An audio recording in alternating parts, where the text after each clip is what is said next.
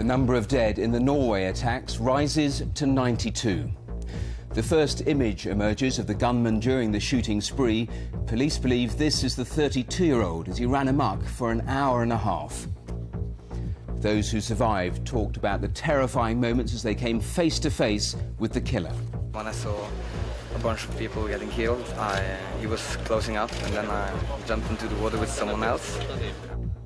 Norway's royal family lead the tributes as the country is urged not to cave in to fear. We'll have the latest on the police investigation, also tonight. The singer Amy Winehouse is found dead at her flat in North London. And banned for life, FIFA's Mohammed bin Hammam is found guilty of bribery and kicked out of football.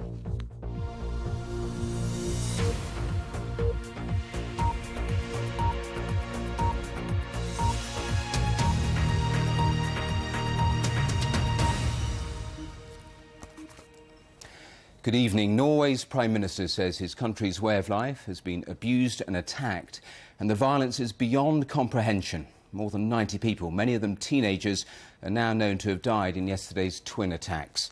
Police have arrested a 32-year-old Norwegian man, and searches are still taking place for more victims. 7 people were killed in the car bomb attack in central Oslo, but the vast majority of those who died were shot indiscriminately at a summer camp for young people on the island of Utøya, an attack that lasted an hour and a half. Jon Sopel joins us now from Oslo. John. Matthew, this evening a makeshift shrine is taking place outside the city's cathedral, just a couple of 100 metres from here, as people gather to seek solace, laying flowers, lighting candles. The King is leading the nation in mourning, saying that Norway must maintain its open and democratic society. I just want to show you this picture which has emerged during the course of the day, which police believe shows the killer walking among those that he's murdered by the water's edge, taken from a helicopter overflying the scene. Our first report tonight is from our correspondent, Richard Galpin. Gradually, the survivors are brought back from the island. Traumatised and probably scarred for life, they are the lucky ones. They're still alive. This is the beautiful island retreat, Utøya, which every year hosts a summer camp for hundreds of teenagers from around the country. But suddenly, yesterday afternoon, they were fleeing for their lives, hiding in the woods and buildings, as a man dressed as a police officer went on a shooting spree. Some tried to swim away, but the cold water and distance forced most back to face the gunman with his automatic rifle once more. Many people died, and I just had to shield myself behind them and pray he wouldn't see me, and that's when he shot. I could feel his breath, I could feel his boots, I could feel the warmth from the barrel, but I didn't move, and that's what saved my life. Yes, he was cold. He was just like going around killing people like it was no deal. I didn't understand anything, and I thought almost it was some kind of game, because I just saw people running, and then I saw him, and I was really afraid, and people started running into the woods and started swimming, and yeah. For most caught up in the violence, it felt an eternity before police special forces finally came to the rescue. That was partly because so many police were still dealing with this, the aftermath of the huge car bomb detonated in front of the main government buildings in central Oslo.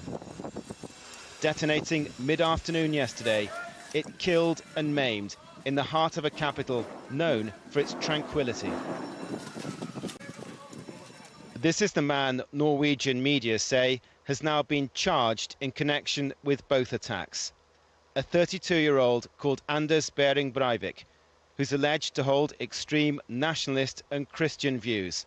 It's not clear if he was acting alone. Today, the Prime Minister came here to the area near the island where the survivors have been taken, to reassure, comfort and deliver a strong message. We must take control of Utøya and show that young people can be engaged, that young people are interested in society, in debating politics, and that those who try to scare us shall not win. But still, the grief and shock continue, heightened by the news that many young people are still missing. So people here in this community, as in the rest of the country, are still waiting to find out exactly how many people were killed in the shooting incident. They also want to know, why would a gunman open fire on young people enjoying a summer camp in a beautiful location like this? Richard Galpin, BBC News, near Utøya Island. Well, as Richard was reporting there, it seems the massacre was carried out by this 32-year-old lone gunman, a Norwegian. But what everyone is asking in this country is what drove him to commit such carnage, and who is he? Here's our security correspondent, Frank Gardner. Coming to terms with Norway's tragedy. Now the hard questions. How could such a tranquil society as this produce such willful carnage?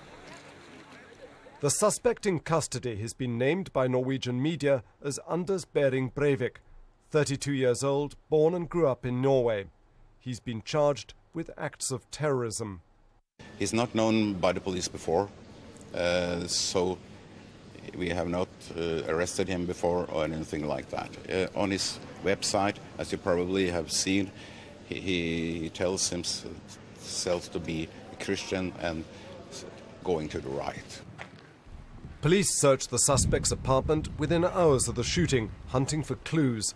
They're starting to build up a picture of a man with deeply intolerant views towards immigration and what he saw as his government's lax policies.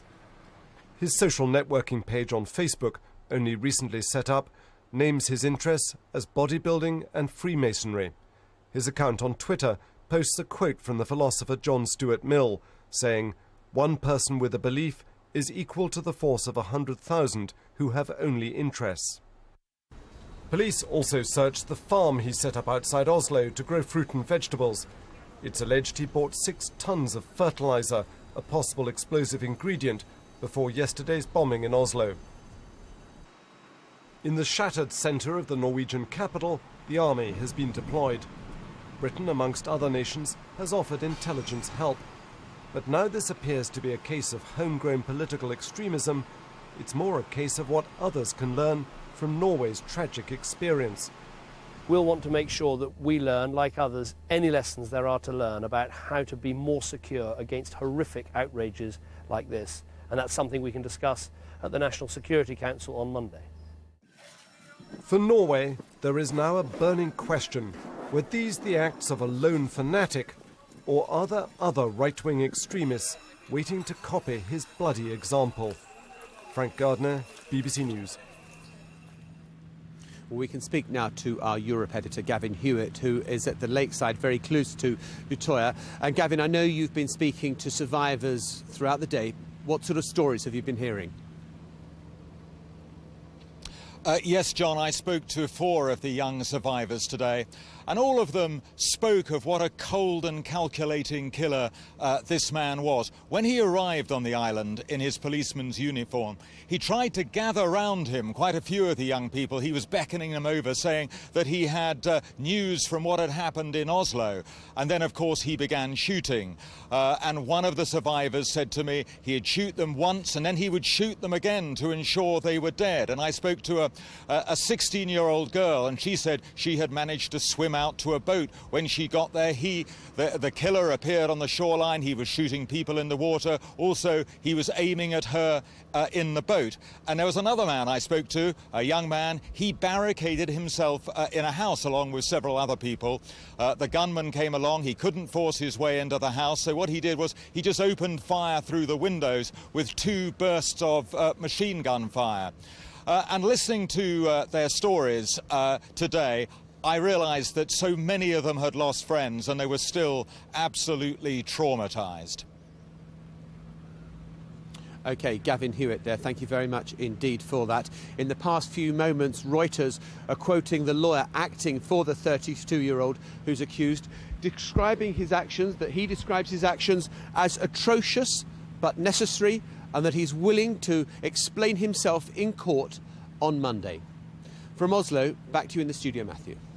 John, thanks very much. And there's lots more information and analysis of the attacks on the BBC News website, including a special live page with the very latest details. That's at bbc.co.uk/news.